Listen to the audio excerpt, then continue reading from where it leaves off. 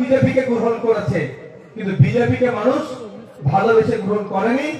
তৃণমূলের অত্যাচারের হাত থেকে বাঁচার জন্য তৃণমূলের সিন্ডিকেট, তৃণমূলের তোলাবাজি, তৃণমূলের হিংসা, তৃণমূলের জমি কেড়ে নেওয়া, তৃণমূলের সব ধরনের অনৈতিক কাজের হাত থেকে বাঁচার জন্য মানুষ বিজেপিকে ভোট দিয়ে ক্ষমতায় নিয়ে এসছে। আমাদের কাজ হবে যে সরকার যেটা চলছে, সরকার যাতে সঠিক চলে সেই নজর রাখা। গতকালকে বিধানসভাতে আমি একটা বিষয় শুভেন্দু অধিকারী ভালো বিষয়টাকে আমি স্বাগত জানিয়েছি। তৃণমূলে তো বাটপাড়ের দল, চোরের দল, তোদের সহ্য হয়নি। কি আমি স্বাগত জানিয়েছি। বিধানসভার মধ্যে বিধায়করা কি বলছে না বলছে এতদিন জানা যেত না, ডাইরেক্ট জানতে পারতেন না। আমি অনেক আগে বিধানসভায় দাবি তুলেছিলাম, পাবলিক ডোমিনেও দাবি তুলেছিলাম যে বিধানসভায় বিধায়করা কি বলছে সরাসরি রাজ্যের মানুষ দেখুক। তো গতকালকে শুভেন্দু অধিকারী মহাশয় অর্থাৎ রাজ্যের মুখ্যমন্ত্রী বললেন এবার থেকে বিধানসভায় বিধায়করা কি করছে না করছে সরাসরি দেখতে পাবে। এটা ভালো জিনিস না খারাপ জিনিস ভাই? তো শুভেন্দু অধিকারী মহাশয় কথা মুখ্যমন্ত্রী ভালো জিনিসটা করেছে, তো ভালোকে ভালো বলবো না খারাপ বলবো ভাই? আর দাবিটা তো আমাদের দীর্ঘদিনের, তাই ওনাকে ধন্যবাদ বলে এটাকে কৃতজ্ঞ জানিয়েছি, ওয়েলকাম জানিয়েছি যে এই যে ব্যবস্থাটা নিয়ে আসছেন এটাকে স্বাগত জানাচ্ছি। এটা আমার কিছু তৃণমূলের ভাইদের বুকে যন্ত্রণা হচ্ছে। মানে এটা ওনারা বুঝাতে চাইছে শুভেন্দু অধিকারী যদি বলে সূর্য পূর্বে উঠে পশ্চিমে অস্ত যায়, তাহলে নওশাদ সিদ্দিকীকে বলতে হবে সূর্য পশ্চিমে উঠে পূর্বে অস্ত যায়। বুঝতে পারছেন না? বিরোধী করতেই হবে।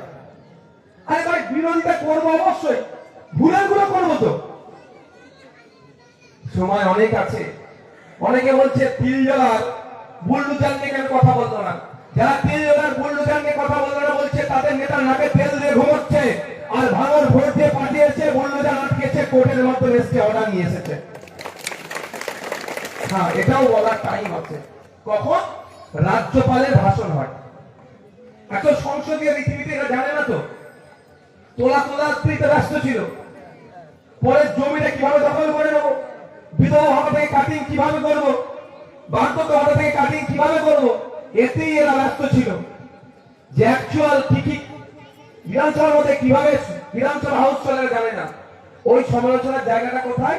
কালকে ছিল শুধু ধন্যবাদ জ্ঞাপন, কিন্তু যখন সবাই একটু একটু করে বলছিল আমি একটু তুলে দিলাম। ওটা রাজ্যপালের ভাষণের ওপরে এই আলোচনাগুলো করতে হয়। হ্যাঁ, আলোচনা করবো বলে যাচ্ছি, আমি তো ভুলে যাই মনে করিয়ে দেবে। রাজ্যপাল ভাষণের যখন দেবে তারপরে স্বপ্না বর্মন তৃণমূলের প্রার্থী হয়েছিল, তিনি একজন আন্তর্জাতিক খ্যাতির সম্পূর্ণ প্লেয়ার, তার বাড়িতে আগুন লাগিয়ে দিয়েছে। রাজ্যপাল ভবন ভাষণের সময় আমি এটা নিয়ে চর্চা করবো, ছাড়বো না তো আমি।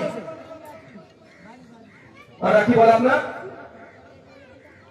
তিনজনের ঘটনা চর্চা করবো, ধর্মস্থান আক্রান্ততে চর্চা করবো, কংগ্রেসের পার্টি অফিস ভেঙে দিয়েছে চর্চা করবো, আমাদের নামে মিথ্যা পরিচয় মামলা দিতে চর্চা করবো। ছাড়ার জায়গা না, কিন্তু সেটা তো জায়গা আছে। মানে বিধানসভায় আলোচনা হচ্ছে, বিধানসভায় আলোচনা হচ্ছে কি মাছ নিয়ে। আমি যদি বলি আলুর দাম কম, লোক পাগল বলবেন আমাকে। বুঝতে পারছেন? হয়তো আলোচনা হচ্ছে ইন্ডাস্ট্রি নিয়ে, আমি তখন যদি বলি ভাঙড়ে বেশ কিছু এই ভাঙড়ে কৃষিভিত্তিক এলাকা, ভাঙড়ের ফসলগুলো যাতে ভালো করে হয় সেটা নিয়ে আলোচনা করে লোক পাগল বলবে না? প্রত্যেকটা বিষয় আলোচনার জন্য একটা টাইম থাকে।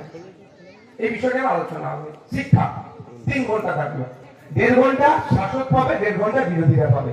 তার মধ্যে আমি নওশাদ সিদ্দিকীকে তো 5 মিনিট টাইম দিলাম। তো শিক্ষা নিয়ে আমরা বলতে হবে, বা শিক্ষা নিয়ে বলতে গেলে ভাঙড়ে একটা গার্লস কলেজ দিতে হবে, দাবিটাও দিবে। তো ভাঙড়ে শিক্ষা নিয়ে বলতে গেলে হিন্দা চালু করতে হবে, যদি বলি পাগল নাকি রে? প্রত্যেকটা জিনিসের সময় আছে, নির্দিষ্ট টাইম আছে, এবং নির্দিষ্ট টপিকের উপর আলোচনা করতে হবে। কিন্তু নওশাদকে দেখতে পারেনি, যাকে না দেখতে পারে তার চলন দেখা এখনো আমার পেছন তারা পড়ে আছে, পড়ে থাকুক। যারা 2026 নির্বাচনে আমাদের ভোট দিতে বারণ করেছে তারাই আজকে আমাদের নওশাদ সিদ্দিকী কথা, তারাই আমার হাতে সমালোচনা করছে। করতে দিন তাদের। এখন তাদের পেমেন্ট আসছে কি বলতে পারবো না, কালীঘাট থেকে আগে পেমেন্ট আসতো, এখন আসছে কি বলতে পারবো না, হয়তো বিনা পেমেন্টই চালাচ্ছে।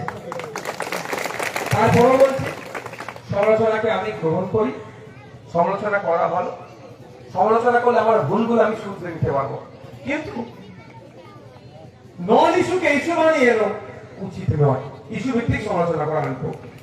তাই আপনাদেরকে সত্যি বলছি, আমি আমার পক্ষ থেকে ধন্যবাদ জানাই। আজকে রাজ্যের মানুষ কিন্তু 80টার দিকে আর তাকাচ্ছে না, তাকাচ্ছে কোথায়? ভাঙড়ে। কোথায় তাকাচ্ছে? ভাঙড়ে। সাথে আসার আলো। আগে আমাকে ইনকিলাব জিন্দাবাদ একাই বলতে হতো, এবার আমি যদি ইনকিলাব বলি রানাদা বলবে জিন্দাবাদ, বা রানাদা বললে মোস্তাফিজুদ্দিন বলবে ইনকিলাব, আমি কি বলবো? জিন্দাবাদ।